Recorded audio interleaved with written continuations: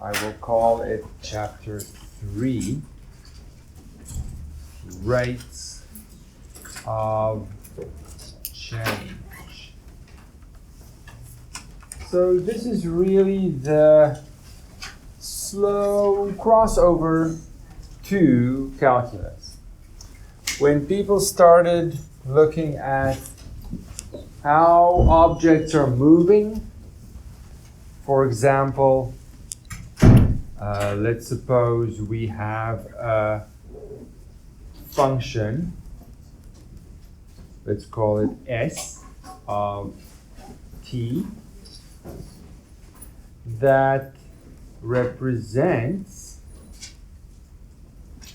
the distance that we travel. So we are traveling some distance. You might have different time values, and then the distance traveled at that time. Let's suppose you're driving somewhere. You start at 0. You haven't traveled at all. Then maybe, let's say time is in minutes or whatever, maybe 30 minutes in, you've traveled, how far did we travel? Maybe not 30. Yeah, sure. Let's say every half hour I take note of the distance that I traveled. There's a lot of traffic maybe. Let's say you traveled 20 kilometers. And then maybe 1 hour in. Let me just backtrack and make this time in hours. So this will be in half an hour. Then 1 hour, maybe you've traveled 50 kilometers. Then 1.5 hours, maybe you've traveled 80 kilometers up to that point. 2 hours, maybe 100 kilometers. Sometimes you go faster and sometimes you go slower. Right? So there is some function that determines how your position, your distance traveled changes as time passes. Now, this table just gives you a little snapshot of that actual function, but maybe you go faster in some points and then you slow down and so on. There's some function behind this. So then you can ask, oh, okay, I want to know how fast I'm going at certain parts.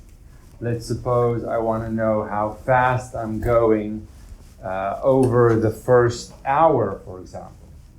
So then we can ask questions like average speed.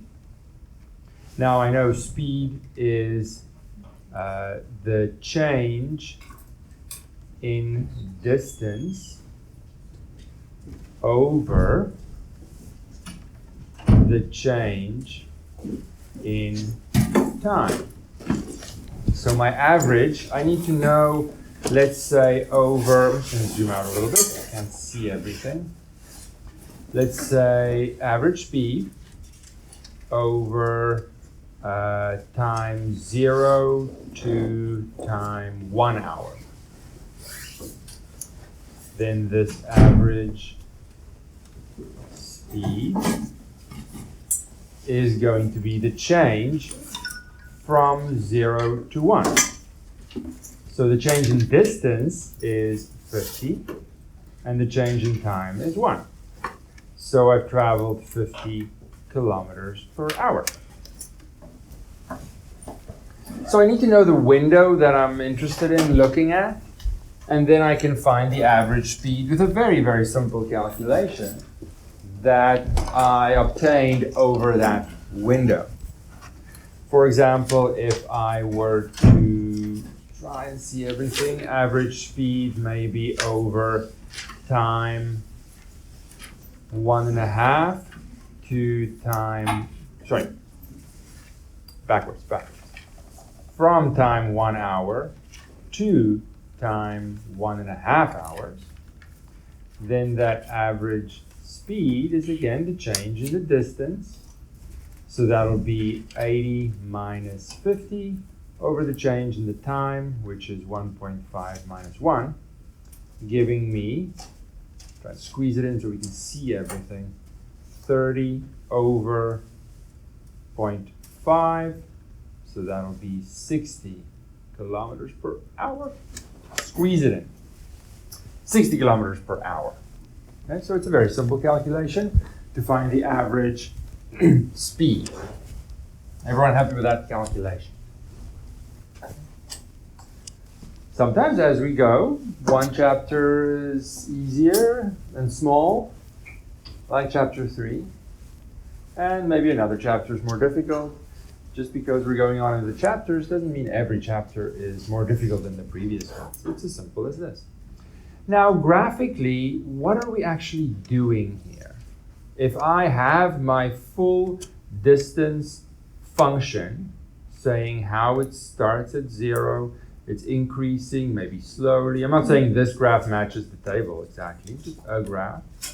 It increases fast, maybe. I travel fast, and then I go slower, maybe a lot of traffic. My distance doesn't increase very fast over the time, then it increases faster, and so on. I have this distance function. Pretend it matches. What graphically does this average speed represent? Does that have a graphical interpretation? So that I can say this on the graph corresponds to the average speed. Well, it's really given away in that change in distance over change in time. What is this change in distance over change in time? Distance being the vertical axis, time being the horizontal axis. What does that remind you of? So it's an S. Slope. Yes. Nice. So because I have distance and time in my graph, this is exactly the quote-unquote change in y over change in x. So this is exactly the slope of a line. I need to know the window, right? So for example, 0 to 1, let's suppose 1 sits over there, just to make it easy. I am really looking at the slope of the straight line connecting these 2 points. I need to know the window that I'm looking at. So I'll call that the secant line connecting those 2 points. I need to know the 2 points, different other 2 points, other secant line. Once I have the window I'm looking at, the average speed, which is a valid thing I want to know perhaps, is the slope of the secant line. The straight line connecting the 2 points. Okay. So an average is simply the slope, change in y or change in the vertical variable, whatever that may be, but we casually say change in y over change in x, understanding that the variable names could be something else. Everyone happy with the slope of the secant line being the change, the average speed in that function? Change in one is the ratio of the change. So now, yes, this comes from having distance over time and looking at speed, but we can now say, okay, well, let's just explain this in general. I don't know where my function comes from. I have some function. It could be a distance function. It could be something else. Don't know. Let's pretend, oh, that was supposed to be a line, straight line. So let's pretend I have some function. I just want to look at it. I don't know what it looks like. Whatever. I don't know what it looks like. I have my window. Let's say some A to B. I need to know the window I'm looking at. Then I have the secant line between these points. That's what we looked at. And then we're going to call the slope of the secant line is going to be called the average rate of change of my function over the interval a to b. So it depends on where I'm working. If I'm just working with the function, I don't see the function's graph or anything, then we call it the average rate of change of the function, and I need to know the window, of course. If I look at it graphically, then that same concept is the slope of the straight line connecting the 2 points that we call the secant line. And so it depends. Those things are all the same. Am I looking at the graph, talking about its features, or am I just talking about the function's features? Average rate of change. So let's look at a couple of examples on that. It's not a hard calculation, although I am always surprised consistently whenever I put this in a test that many people, I think, expect it to be something more difficult, and they make mistakes all the time when it is the simplest calculation in the whole test.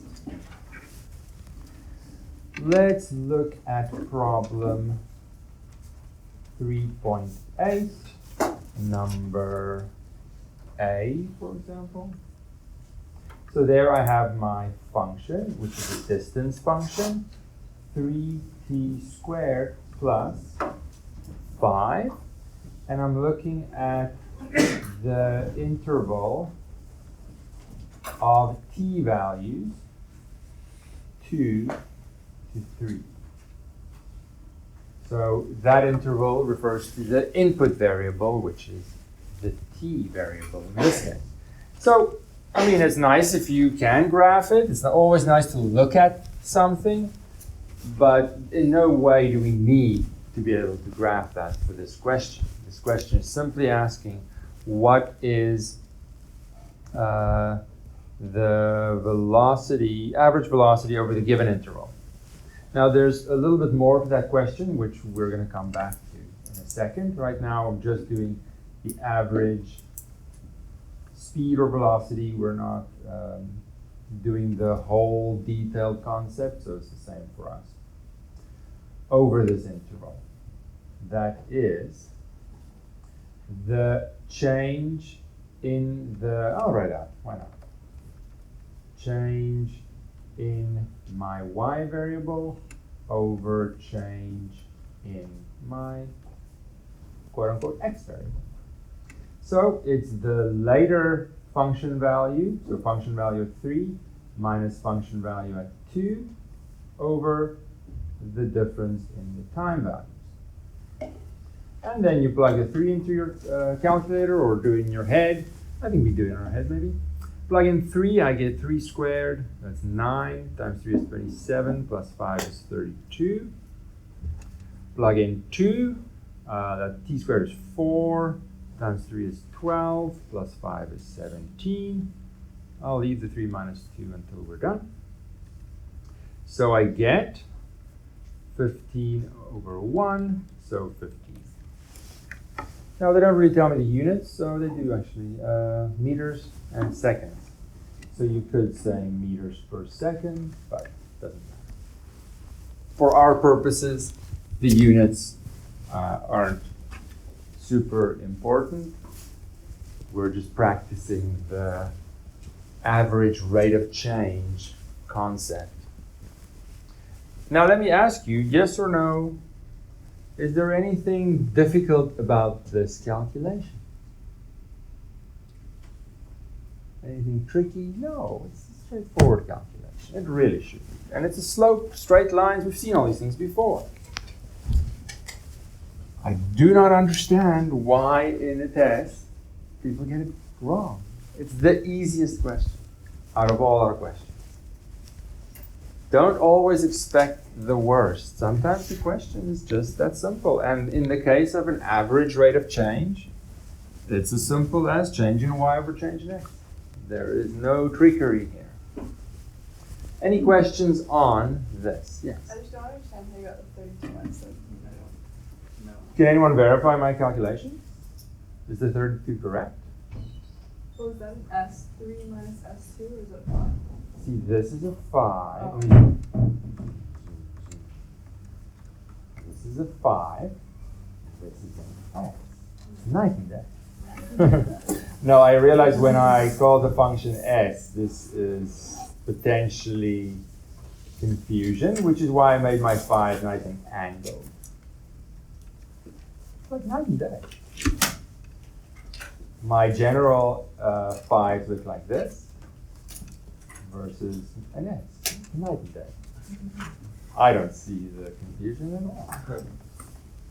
But no, S is not the most ideal name for the function, admittedly, which is why we'll go back to an S. And you can tell me if we should do more, but 3.1, 3.2, the function can change. Let's maybe change the function up a little bit. It doesn't have to be a polynomial. I just did this one because it was our distance function. We could look at problem, I don't know. Let's practice some square roots, why not? Problem 3.3, number 3. Because it has a typo, which is why I want to do that one. My function, I'll call it f to avoid any potential confusion. That 2 should just be at the top. It's an x squared. Not sure how it drifted down. And my interval is 0 to 2. Any other questions? Let me know if I calculate something and it's not right. Verify my calculations for sure. But let's step away from the S5 debate and call a function f or y or whatever. Doesn't matter. So there is a typo potentially in that question, which is why we do an x squared. And if later on you see a 2 as a subscript, it should be at the top and be an x squared. So average, now it's not a distance function, so we then call it in general average rate of change. If it's a distance or position, then we'll call it speed or velocity and those things. But in general, I don't know where this function comes from. I'm just practicing the calculation. So that will be the change in my function over the change in the x values. So then I plug in 2. I get 5, root 5, minus root 1 over 2 minus 0 to show all the detail. You can calculate that. Rounded to 2 decimal places, which is okay for us, especially in the case of a final answer. I can round it with some decimals. 2 should be fine because of the root 5. Of course, I know square root of 5 in my head to many digits, but I'll give you a chance.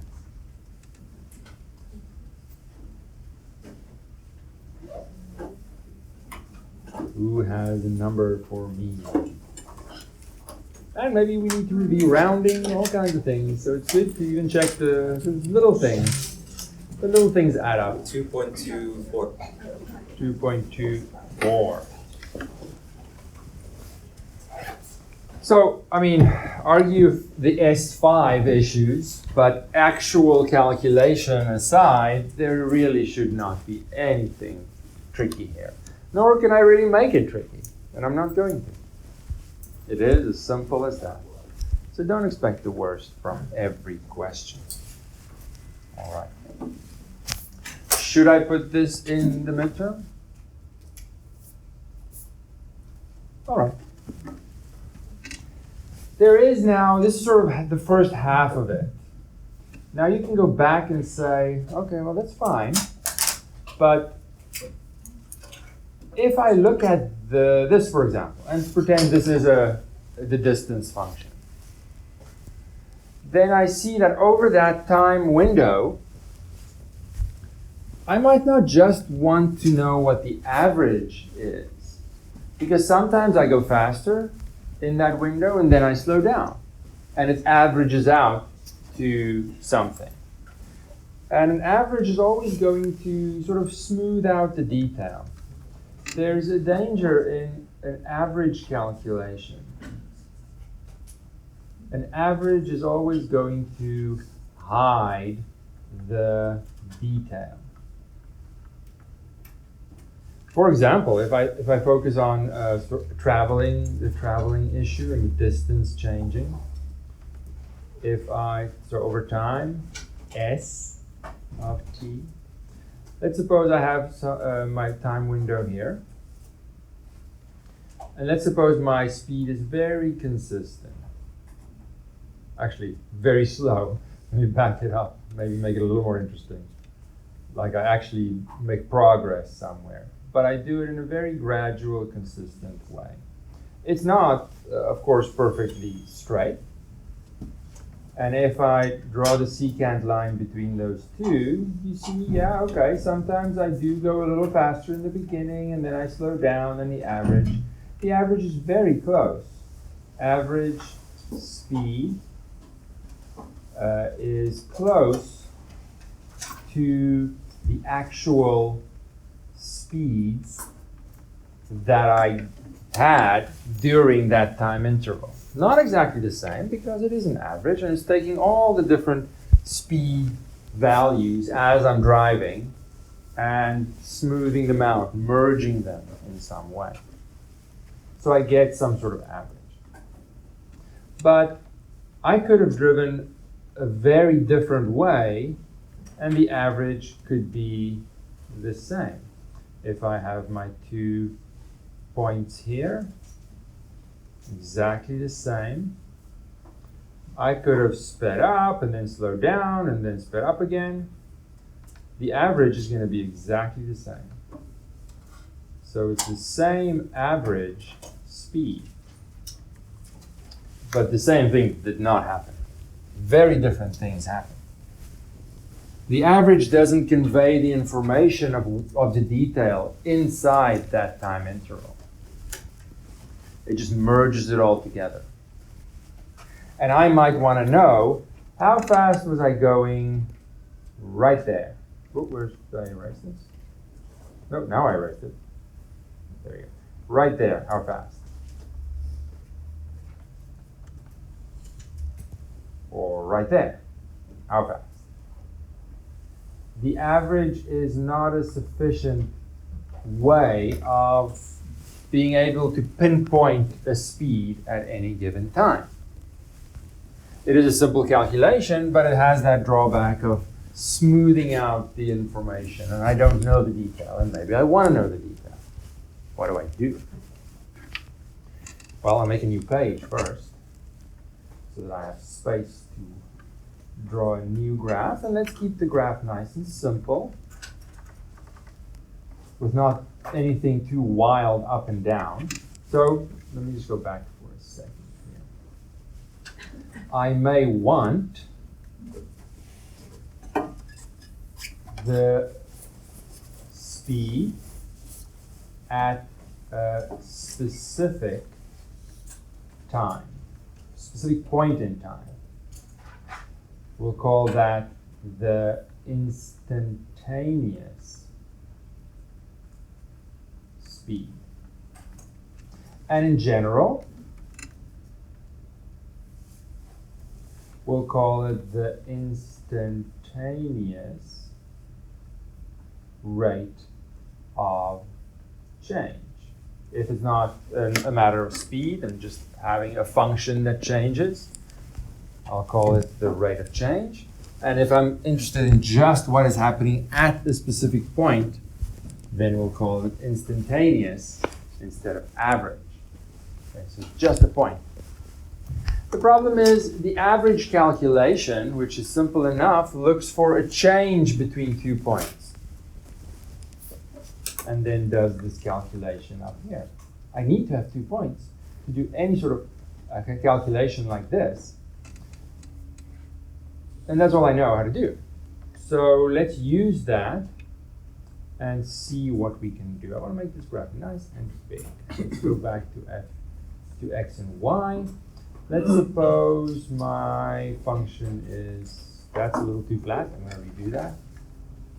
But curvy, yeah, it's a little better. So here's my function.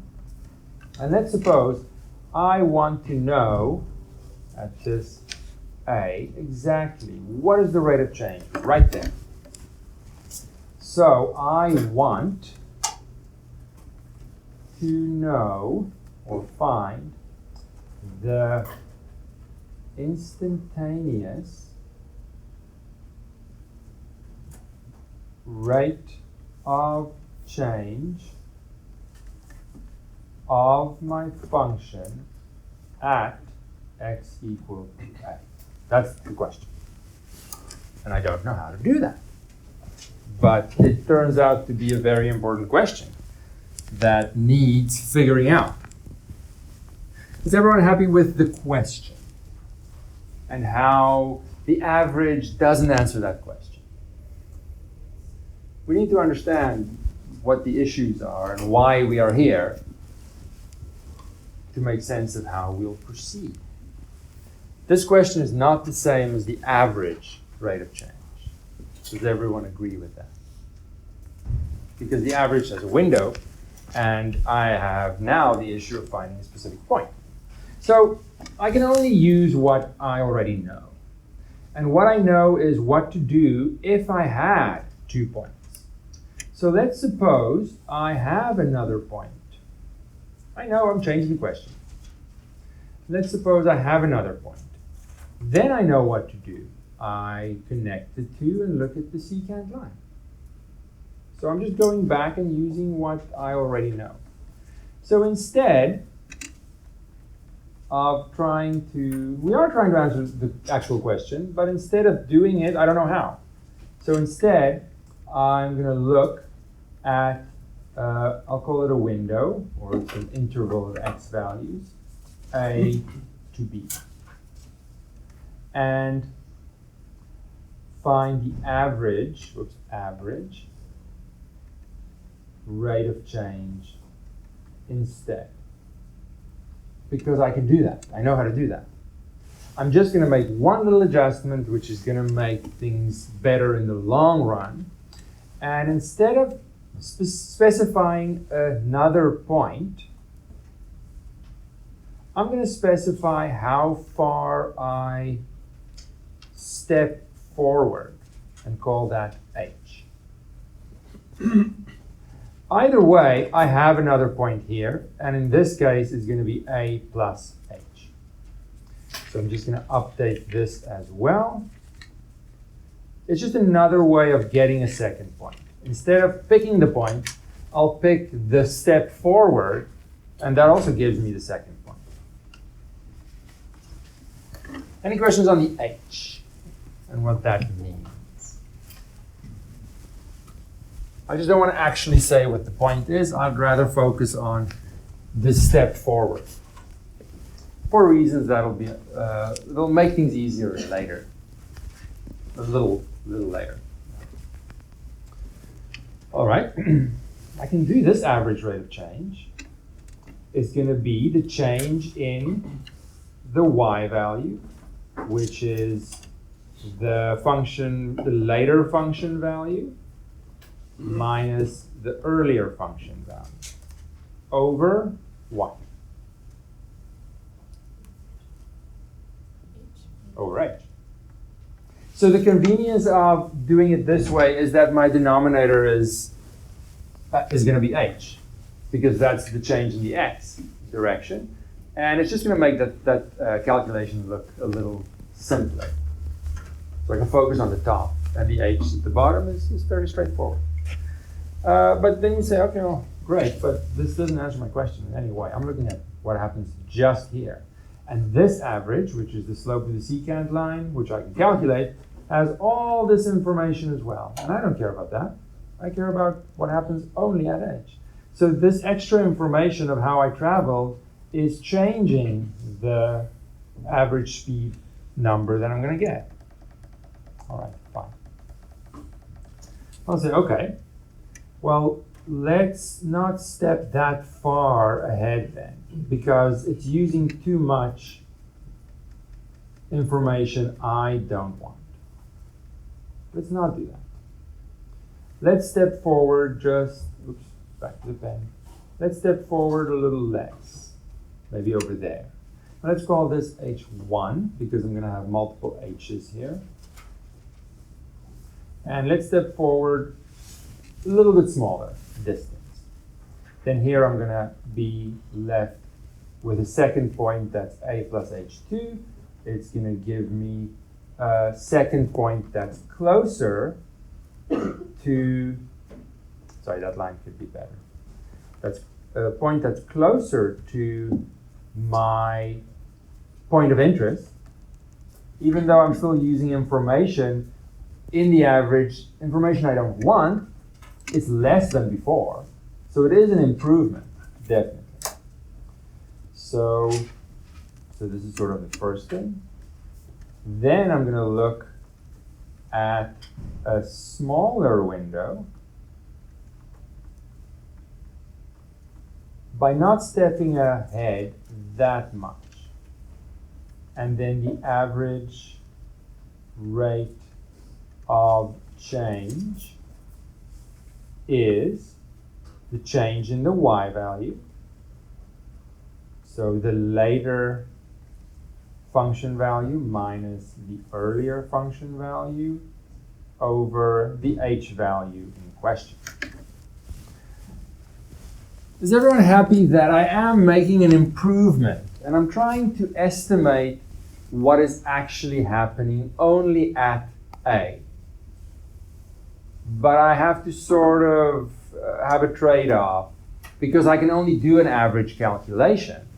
I need to have a window which then uses more information in that average calculation, which skews my view of what's actually happening at A. But by limiting that information, I am making a better guess at what's happening at A. Does that make any kind of sense? That the second one is a better guess than the first one. Okay. But it's still not great, especially if my graph goes up and down a lot. This is a nice smooth graph. So then you say, okay, we're going to do it again. Whoops, erasing time. Why don't we do it again? And keep stepping closer and closer and using less and less information in my approximation. Let's say I want to step only a little bit. Now I can't make it too little because then I can't see what's happening anymore, but we can just keep doing that. And you see that this straight line that I'm drawing now is much closer to the actual graph. The information that I'm using is much less and much more accurate. So I'll write it one more time. Zoom out. So we can look at an even smaller window by decreasing the forward step h. And again, it's an average calculation, which I need. It's the only thing I can do. I have a window. Average rate of change is then change in the y value, which is the later function value, and we start to see the pattern here. The h is the only thing that's changing, right? Okay. It's good to have a big picture of what is happening here. What am I doing? Now I can keep going, but I'm running out of space to actually see my drawing, and the zooming in is not going to help. You can imagine I keep going, making that window size smaller and smaller and smaller. I'm using less and less information, closer and closer to just what's happening close to A, and my approximation is going to get better and better. These are all approximations. The trade-off, simple calculation, but it's an approximation. And I can keep going like this. Dot, dot, dot. Keep going. I can keep going forever. Forever. making, or by making h smaller and smaller in size. If I said h is getting smaller and smaller, that means h is approaching 0. H will never be 0. Because if h is equal to 0, then I don't have a window, I have only one point, and I need a window to calculate an average. So I'll never actually get there. But if I look at these approximations, let me zoom in. This was the first approximation. Then I made the window smaller. Better approximation, better approximation. The smaller I make h, the better and better the approximations get. Let's write that down. So as h gets smaller, if the function behaves nicely, the approximations, I'll squeeze it in here, all the average rates of change calculations looked like that, gets closer to the instantaneous rate of change at x equal to a. I can't get there. I cannot calculate it. It is impossible. Because in my calculation, dividing by 0 is not allowed. But I can look if there is a pattern, if there is a trend, as h gets smaller and smaller. How does this approximation behave? Keyword behave. And when I look at the behavior of something as something else changes, what is our mathematical word for that? This is awkward. Starts with an L. Has 5 letters. Limit. It is the limit. So, here's the punchline. The instantaneous, I have to sound this out every single time. Instantaneous rate of change of my function at a single point A is the limit as h approaches 0 of this average rate of change. Not that I care at all, but in case you see it in the book, this is called the difference quotient. I honestly don't care, but I have to care because that's what it's called. I'll never use it. In case you see it somewhere, they're only talking about that average approximation. So, well, look at that. Limit. And there was a point to doing limits. The limit. Because I am looking at the behavior of that slope of the secant line as the window gets smaller. If that behavior points to a specific number, that is the instantaneous rate of change. That is what's happening exactly at that point. But I can't ever calculate what's happening at that point. I can only look at the behavior. Thoughts and questions? Maybe you're not sure until we see this actually in an example. Let's start with a graph that we can actually look at, something simple. And a polynomial is definitely a good first one to look at. So let's look at problem. I'm just looking for an easy function. Let's go here. Oh, look at 3.9. There has to be something nice in 3.9. Yeah, number 2 is pretty good. Number 2 is pretty easy. there my function is, I'll just write 3x plus 1 because I like the x term first. And my interval is 2 to 4. So they have two questions here. First they ask, what is the average rate of change over that interval? And then what is the instantaneous rate of change at, find the average rate of change as well as the instantaneous rate of change at the left endpoint. So just at x equals 2.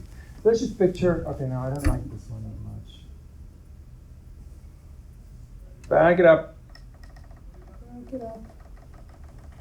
Number one's better. Straight line might not visually look very nice. I want something with a bend to it. You should always write in pencil anyway.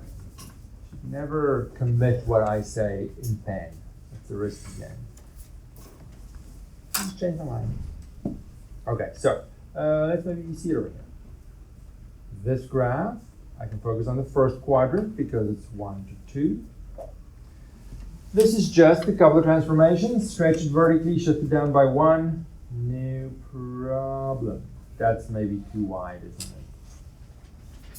What is the y value when x is 1? Yeah, they're all positive, isn't it? Too wide. My parabola isn't that wide. Let's make it. I'm just going to put it like this, maybe. And let's just say 1 is over here and 2 is over there. Might not really be to scale, but regardless, it's okay. I'm not going to draw the secant line because this guy is sort of straight, close to straight already. But average rate of change over the given interval, very simple. F the second function value minus the first, second x value minus the first. Super easy. You can just give me the final answer.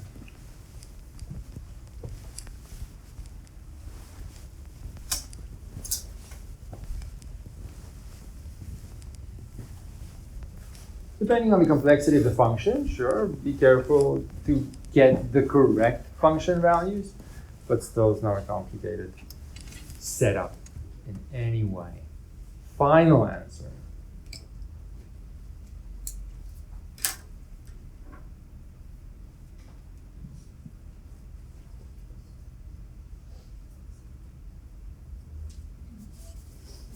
This should not take that long. Someone say a number. 6? Okay. But now pretend this is more bendy. If I want to know exactly what is happening at 1, I'm using a whole big window of information that skews what's happening at 1. This is not a good approximation. I now know that the instantaneous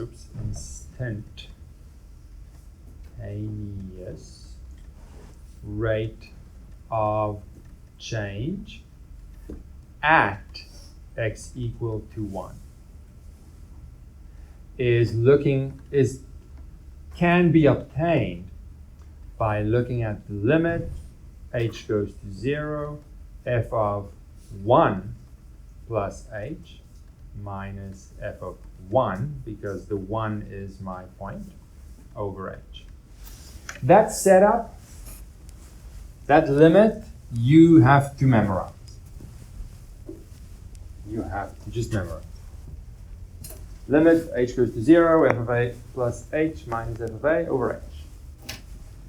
Write it 10 times, do whatever you need to do, but you just memorize it. I don't want to relive this whole thing every time to get to the end. If you want to understand where this comes from, sure, here it is. But we do it once and then we move on, using this limit definition for the instantaneous rate of change. So we have to memorize it. No way around it.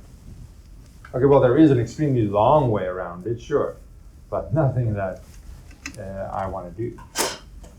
Okay, so the first thing I want to do here is simplify by using what the function is. So my function is, zoom out, yeah, I can see them both, yeah. My function is 2x squared plus 1. If my input now is 1 plus h, that goes wherever x goes. Let me zoom out a little so I can see them both. And it's going to be 2 times 1 plus h squared minus 1. I'll put that in square brackets. That's my first function value. Minus f of 1, which I know we've already found is going to be a 1. All of this over h. Now I will simplify. I'll do not too much in one go. The 1 plus h, everything squared, is the first one squared. Product of the 2 times 2, second one squared. This minus 1 and that minus 1 is minus 2. All over h. Let's get it in the last couple of minutes we have left. This is something that is going to take a while, even for this simple polynomial. Now I multiply the 2 in, I get 2 plus 4h plus 2h squared minus that last 2 all over h. You have to, while I'm simplifying the numerator, you have to write limit every time. You have to put it all over h. Those things are just waiting for me to be done with the simplification. And of course you can show as many or as few steps as you want on the way. This is just enough detail, I think, for our first example. But it depends on the function, it depends what I have. I have to write limit every time because the behavior of each of these expressions, each of these functions are the same. The 2's cancel, and I have 4h plus 2h squared over h. There's my function. This limit doesn't care what the original function is. This is a function in h because the limit is asking for h changing. So for the moment, there's no x, there's no original function. I'm trying to find if this limit has an answer. Does it exist? What is the form of this limit? I know we're running out of time. What is the form of this limit? Well, I plug in the 0 value for h, I get 0 over 0, which means anything can happen, which means I need to simplify. And luckily, the simplification is pretty straightforward. I can factor out an h at the top, 4 plus 2h left over an h, and the h's cancel. Then I have only 4 plus 2h. And that's a polynomial in h, which means I can plug it in. It has no problem. It's a 4. It exists. Yay.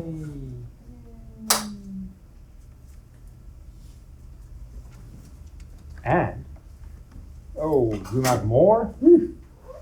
If I compare that, I see the original 6 approximation by way of the average rate of change wasn't even close to what it actually is.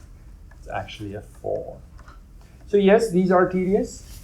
No, there's no way around it. You just have to practice. Memorize the limit setup, and then I just have to go through the motions and see. You'll see similarities. It's always going to be form 0 over 0. Always have to simplify in some way. Please remember to click the like button if you enjoyed the video, and to subscribe if you want to be notified of more videos.